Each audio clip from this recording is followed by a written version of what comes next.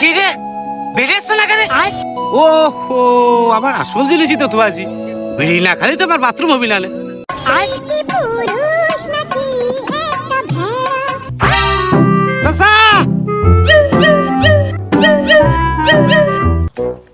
ভাইস্তে কি করছিস? ইশারা মারতেছিস কা? একটু মুখে কাঁদিনি।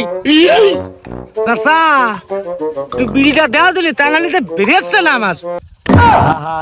এই নে ধর। আমি পারি না আর পারি।